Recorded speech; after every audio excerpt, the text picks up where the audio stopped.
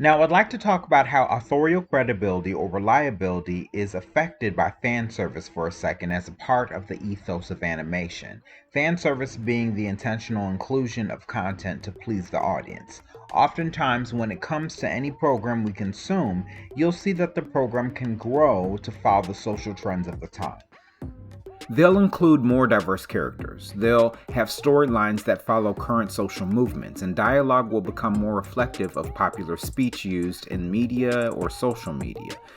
And the desires and opinions of fans propagated on social media will find themselves in subsequent seasons of a series. It is a dubious trend, but it isn't inherently bad in and of itself to address popular culture in animation. But it becomes problematic when it undermines the integrity of a program, when it contradicts the initial vision of that program, or the values to which the story itself or the showrunners attest. You'll find this ethic in both Western and Eastern animation, but how it manifests in both mediums, anime and cartoons, is rather different. Anime usually follows a very strict set of rules and guidelines when it comes to the storylines and portrayals that they depict in their shows. Not often do you see an anime follow any social trends as they progress from season to season that would obviously change the tone or quality of the show in any major way. Anime often have a lot of checks and balances on their storylines. Much of anime are also manga adaptations and have chapters and chapters of source material to draw from rather than from pop culture. The process generally for an anime to be produced is actually quite rigorous and competitive, and most likely even more so for anime that haven't been vetted by beginning as a manga. Therefore, whenever an anime follows a social trend, it is usually an intentional decision by a showrunner at the beginning of the series. You won't often see any abrupt changes in the quality or tone of an anime series between seasons or even in a spin-off series. If an anime is about sexy fan service, you'll probably see that all the way through the anime. If the anime is about Japanese urban style and speech, sexuality, specific fighting or animation styles, or social justice, you can bet that this will be a theme from the beginning. Drastic changes in tone or style or in the themes from season to season in an anime are probably an indication that there were serious production issues taking place. American media, and by extension cartoons on the other hand, are historically quite responsive to the whims of pop culture. From the genie in Aladdin to the world of Gumball to Glee, Western media have a pop culture ethos that makes it almost a requirement to reference something socially relevant in studios. For example, The Wonder Years was a show many watched growing up about a 1960s family. Very nice, very nostalgic show. But 2021 brought a small reboot starring a black cast. Great cast, but I couldn't help but wonder, watching, who this was for, because it was as if they distilled Modern Family and injected the pop culture into a 1960s black family in Alabama and called it The Wonder Years. In only the first 5 episodes, they managed to make the mom a sexually liberated pseudo-feminist and easily offended at microaggressions for some reason. The daughter was a pro-black activist of sorts, and the dad was a musician.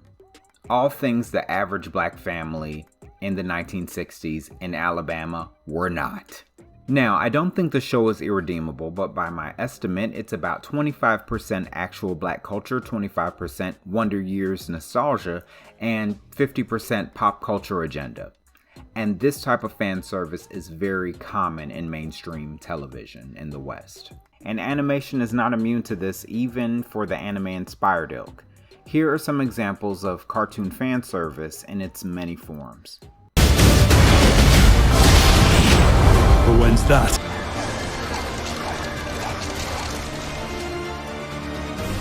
He'll never see it coming. Unfortunately, neither will your face. You have made yourself a slave to this place.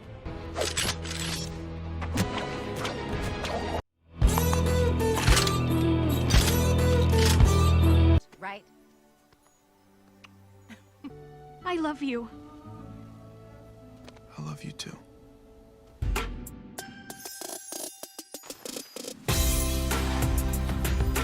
Is that better? Oh, hey! Well, class is my big sister. Let's do this! And rude. And bored of this. Unduplicate. Invincible.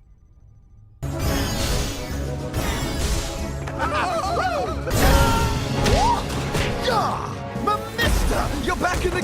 And shows like Avatar: The Last Airbender and Ruby have fallen prey to the sway of the pop culture tide as well. As consistent as Avatar: The Last Airbender was in its storytelling, The Legend of Korra, its sequel series, was full of pop references, including themes related to social justice, the whitewashing and Americanization of much of its setting and storytelling, and the reduction of its animation quality, and the insertion of LGBT themes.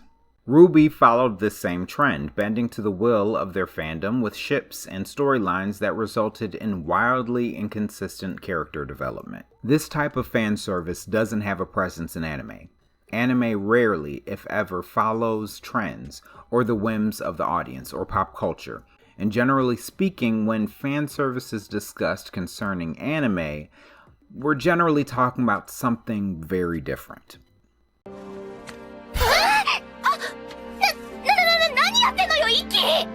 あやつじさんの構えを正しい形に変えるんだ。まさかここまでとは。私の全身バイブでマッサージしてやっから。お仕置きしてください。さ、好きなだけぶってください。犯人はじいさんか。お、どうした夏。たく。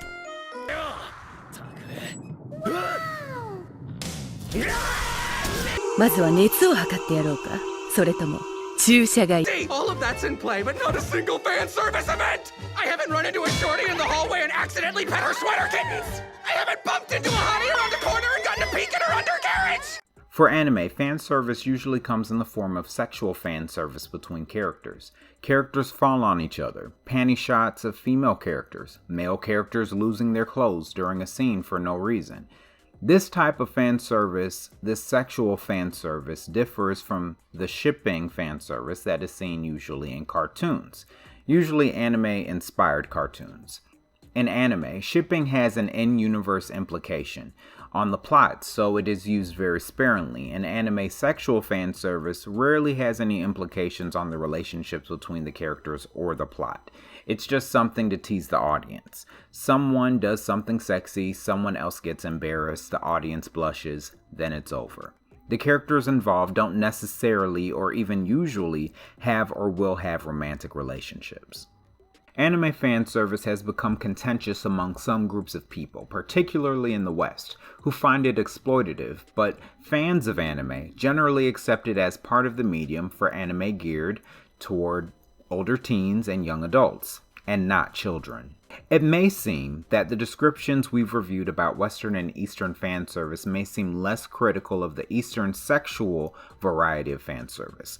Although many find it offensive and some anime overuse it, it wouldn't be academically honest to dissect its existence in a way that suggests any inherent ramifications of it. That's not evident. And the reality is it's not even exclusive to women. Men get it too, depending on the anime we're talking about. Yet the primary reason why Western fan service is more problematic, particularly for Western audiences, is because of narrative credibility, the concept mentioned earlier in this video. Western animation prioritizes a type of writing that encourages writers and showrunners to insert mainstream political agenda into animation to drive engagement from viewers. Often this occurs in their depiction of female leads, the narrative prioritization of shipping, and the inclusion of LGBT themes in the series. On face value, none of these ideas represented in animation are bad, and all of them have been visible in various anime throughout the years. However, the way in which these themes are addressed in cartoons is what problematizes them for the viewer. Fan service for female leads in cartoons have resulted in the emasculation of male characters, stripping them of their utility in the narrative and, at times, creating in the female character the Mary Sue trope, a female character that is unnaturally lucky and has no flaws, while at times also making that female lead aggressive, and unlikable. LGBT themes are often addressed haphazardly, either teasing the audience with scenes that don't substantialize their identities or over-legitimizing their identities by forcing that character into romantic relationships as if to virtue signal to the audience and to other characters that these relationships are equal, rather than focusing on how their identities make them unique and interesting characters first. Shipping culture often creates very distracting subplots that stall the progression of the overarching plot for the sake of narratives that often make characters' motivations seem frivolous or immature as they are romantically linked with characters for no apparent narrative purpose. Now, many people actually enjoy these choices, but they often split fandoms, as general viewers find it off-putting as showrunners shape the narrative to pander to the voices of people in social media, rather than just making a competent program. This often produces in viewers a sense that the show lacks credibility and is unreliable because the choices made in the plot are viewed as pandering to mainstream culture rather than natural ones that flow logically throughout the narrative from writers and characters. Viewers shouldn't have to pull back from scenes constantly asking themselves, since when is this character gay? Why is this character an activist? All of a sudden, this character had lifelong PTSD? How does this character find so many romantic partners when they're so unlikable? Anime don't generally have this problem because of the level of vetting that takes place before and during production. Furthermore, when an anime has fan service, it usually is just an aspect of the show from the beginning and not something shoehorned into the series based upon social media responses. Fan service is quite a conundrum at this time for the West. It's generally more expensive to make animations in the West than in the East, and the anime ecosystem is much more vast than cartoons, so that if you don't like one show, it's easy to find another one in short order. Most of the vitriol concerning Western fan service and animation is probably related to the fact that there aren't enough cartoons to satisfy the demand for them.